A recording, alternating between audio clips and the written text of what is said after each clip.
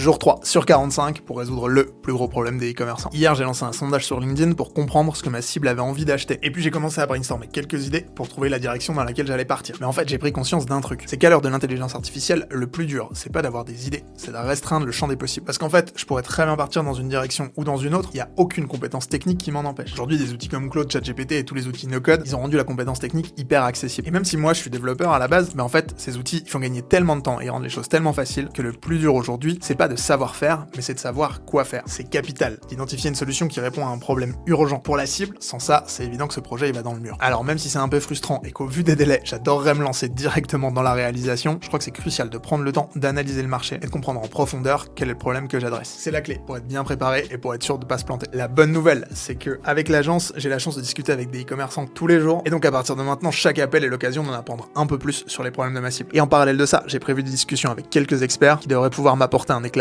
intéressant. J'espère juste que cette phase de préparation va pas me mettre trop en retard parce que pour rappel, il me reste 42 jours pour terminer la V1 du produit et avoir mes 10 premiers utilisateurs. Je suis encore très loin d'être sûr d'y arriver, alors pense à t'abonner pour suivre l'aventure. Moi je te dis à demain et ciao.